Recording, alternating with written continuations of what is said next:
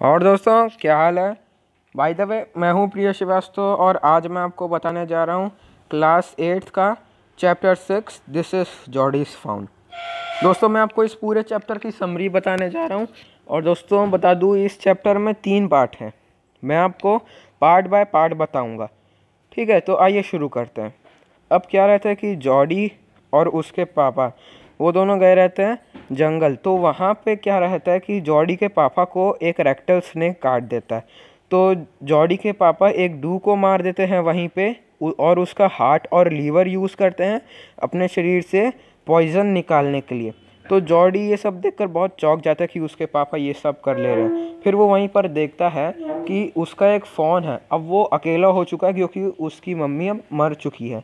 तो जॉडी ये सब देखता है और यही सब सोचते सोचते वो घर जाता है और फिर वो रात को सो जाता है। तो फिर अगले दिन वो अपने पापा से बोलता है, पापा क्या आपको वो याद है वो फ़ोन।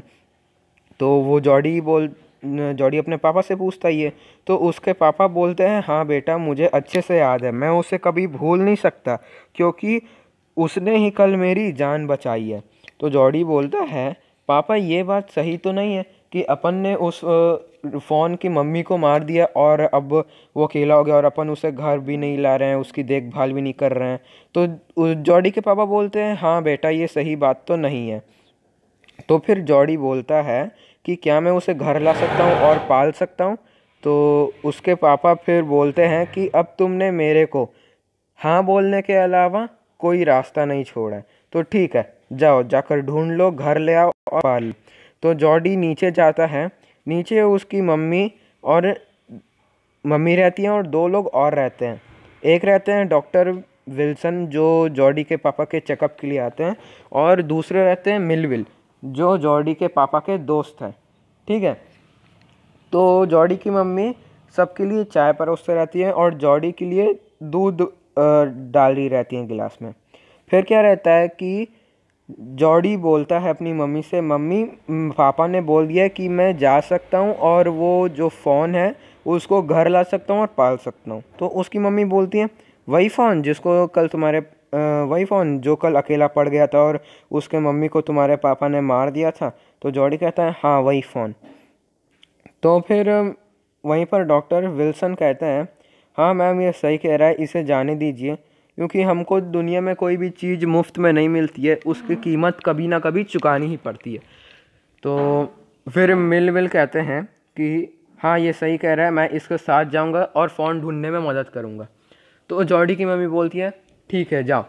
तो वो दूध पहले उसको दूध देती है ना। तो जॉडी कहता है, अभी मेरे को दूध नहीं चाहिए क्योंकि जब मैं फ़ोन को घर लाऊंगा तब दूध नहीं रहेगा तो मैं उसे क्या खाने के लिए दूंगा। तो जॉडी कहता है, तो मैं अब जाऊं। तो उसकी मम्मी कहती है, ठीक है पर जल्दी आ जाना और ज़्यादा दूर मत जाना। तो जॉडी कहता है, ठीक है मैं रात के खाने से पहले आ जाऊंगा। तो फिर जॉडी और मिलविल जाते हैं वो पहाड़ में। और फिर अब आगे क्या होता है ये बताया गया सेकंड पार्ट में। ठीक है, तो आइए दोस्तों सेकंड पार्ट देखते हैं। जॉडी कहता है अपने पापा से, मतलब मिलविल से कहता है, सॉरी मिलविल से कहता है, हाँ अब आप नॉर्थ को कट करो और फिर उसके बाद ये देखिए ये वो जगह है जहाँ पर पापा को रेक्टल स्नेक ने काटा था और उनने डू को मारा था और ये जगह है जहाँ पे मैंने फ़ोन को देखा था। तो क्या हुआ कि दोस्तों अब जॉडी और मिलविल पहुँच गए अपनी मंजिल तक। फिर जॉडी ने बोला कि यहाँ पापा को स्नेक ने काटा था और यहाँ मैंने फ़ोन को देखा था। तो जब जॉडी ये सब कह देता है तब उसको एक ऐसा महसूस होता है कि अब मिलविल उसके साथ नहीं रहना चाहिए क्योंकि अगर उसको फ़ोन नहीं मिला तो बहुत दुखी हो जाएगा और वो चाहता कि उसको ऐसे दुख में कोई देखे ना। और अगर उसको मिल गया तो वो इतना खुश हो जाएगा और उन दोनों के जॉडी और फ़ोन का इतना अच्छा मिलन होगा कि कोई उसे देखे ना, है ना। जॉडी ये चाहता है। तो वो मिलविल को कहता है, ठीक है मिलविल आपका यहाँ पे छोड़ने के लिए बहुत बहुत धन्यवाद, अब आप यहाँ से प्रस्थान कीजिए। तो मिलविल कहते हैं कि नहीं मैं तुम्हें कैसे छोड़ के जा सकता हूँ, अभी तो अगर तुम गुम गए और हमें अभी फ़ोन भी नहीं मिला, अगर तुम गुम गए और या फिर तुम्हें भी सांप ने काट लिया तो क्या होगा। तो जॉडी कहता है कि नहीं ऐसा नहीं होगा, मैं ध्यान में रखूँगा कि मैं कहीं खो ना जाऊँ और मुझे सांप ना काटे। तो मिलविल कहता है ठीक है, बताओ फिर नॉर्थ यहाँ है तो ईस्ट कहाँ है? तो जॉर्डी कहता है वहाँ है। ठीक है, तो मिलविल कहते हैं ठीक है, अब मैं चलता हूँ और अपना ध्यान में रखना। मिलविल जॉर्डी को वहीं पर छोड़ कर चले जाते हैं। फिर जॉर्डी कोई एक साउंड का वेट करता है जिससे उसको पता चले कि जो फ़ोन है वो वहाँ पे है, क्योंकि फ़ोन अभी बहुत छोटा है ना, और वो अभी अभी पैदा हुआ है, वो ठीक से खड़े नहीं हो सकता, उसको कहीं लग गई, कोई कांटा चुभ गया तो वो चिल्लाएगा। तो जॉर्डी को पता चले कि वो चीखने चिल्लाने से कि फ़ोन वहाँ पे है, पर ऐसा कुछ होता नहीं है, फ़ोन चिल्लाता ही नहीं है। फिर वो सीधा सीधा चलता जाता है फ़ोन को ढूंढने के लिए। उसके सामने एक बड़ा सा पक्षी अपनी उड़ान भरता है। तो क्या होता है कि बड़ा सा पक्षी वो है बुज़र्ड, जैसे बड़े बड़े पक्षी होते हैं ना, जैसे वल्चर जो डेड एनिमल्स को खाते हैं उन्हें बुज़र्ड्स कहते हैं। तो वो एक बड़ा सा पक्षी उसके सामने उड़ता है और फिर जॉर्डी उसका पीछा करते करते जाता है। तभी वो देखता है कि वहाँ पे सब लोग एक पेड़ के नीचे झुंड बनाकर बैठे हैं और एक मरे हुए जानवर को खा रहे हैं। तो फिर वो सब देखते हैं जॉर्डी को सारे पक्षी और फिर थोड़ा गुस्से में आ जाते हैं। तभी जॉर्डी क्या करता है, एक पेड़ की बड़ी सी टहनी रहती है उसको फेंकता है ना उनके तरफ, और तो वो सारे पक्षी वहाँ से भाग जाते हैं। फिर वो देखते हैं कि वो सारे पक्षी उसी डू को खा रहे थे जिसको उसके पापा ने कल मारा था। जॉर्डी वहाँ पर फ़ोन के फुटप्रिंट्स को ढूंढने की कोशिश करता है पर उसे मिलते नहीं है, क्योंकि जिस दिन जॉर्डी के पापा को सांप ने काटा था उसी दिन रात को एक ज़ोरदार बारिश हुई थी उस जगह, जिसकी वजह से सारे फुटप्रिंट्स और दूसरे निशान मिट गए। तो जॉर्डी को अब कुछ वो ढूंढ नहीं पा रहा था रात के बारिश की वजह से। तो फिर वो क्या हुआ आगे देखते हैं दोस्तों, रश्या है ना कहानी। तो दोस्तों देखिए आगे क्या हुआ कि उसके सामने एक झाड़ हिली, हलचल हुई, सोचा क्या है ये। तो तभी उसके सामने एक जानवर निकल कर आया। बताए वो कौन है? वही फ़ोन है जिसको जॉर्डी ने देखा था।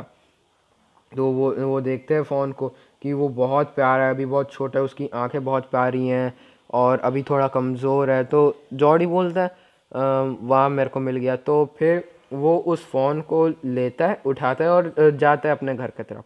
अब वो फिर उसको एक रास्ता पता रहता है, वहाँ से वो जाता है ना अपने घर के तरफ।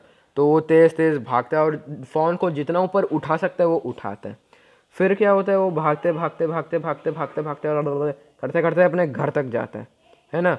और फिर उसके बाद वो जब घर तक पहुंचता है तब वो ऊपर जाता है और ऊपर जाकर अपने पेनी को मतलब अपने पापा को दिखाता है, बोलता है कि देखिए पापा मेरे को फ़ोन मिल गया। तो वो देखते हैं अपना सोते रहते हैं, उसके पापा तो अपना सर मोड़ते हैं और देखते हैं कि जॉर्डी बहुत खुश दिख रहा है और उसके आँख में जो चमक है वही चमक फ़ोन में है। फिर वो जॉर्डी उस फ़ोन को लेकर नीचे जाता है और फिर वो देखता है, किचन में जाता है, देखता है कि एक पैन है, मतलब एक गंज है, उसमें दूध रखा है। अब वो एक कप में उसे डालकर फ़ोन को दे देता है, पर फ़ोन उसे पीता नहीं है क्योंकि उसको पता ही है दूध पीते कैसे हैं। तो जॉर्डी क्या करता है कि अपना 2 उंगली है ना दूध के अंदर डूबते, जितना अंदर डूब सकती है, और उस 2 उंगली में जितना दूध आ सकता है उठाता है और फ़ोन के मुंह में डालता है। तो ऐसे करते हुए वो दूध फ़ोन को पिलाता है। आइडिया अच्छा है क्यों दोस्तों, है ना।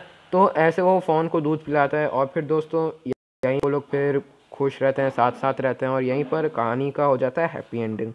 दोस्तों ये जो कहानी है इसके आप देख सकते हैं लेखक कौन है, मैजोरी कीना रॉलिंग्स, है ना, कीनान रॉलिंग्स। दोस्तों ये बहुत अच्छी कहानी है, सुनने में मज़ा आया होगा या फिर ऐसा लगा होगा कि वीडियो से अपन लोगों को कुछ सीखने मिला। तो वीडियो को लाइक ज़रूर करना और ऐसे ही और जो वीडियोस चाहिए सब्सक्राइब करना और अपने इस वीडियो को बहुत शेयर करना, जिससे जितने भी डाउट्स होंगे दूसरों लोगों के दिमाग में मन में वो इस वीडियो से दूर हो सके। और दोस्तों ये अब जितने भी पार्ट्स हैं मैं इन सबको डिटेल में बताने वाला हूँ अगले वीडियोस में। तो तब तक के लिए थैंक यू, बाय बाय। और जैसे ही मैं वीडियो डालूँगा ना डिस्क्रिप्शन में लिंक देखूँगा। Bye bye.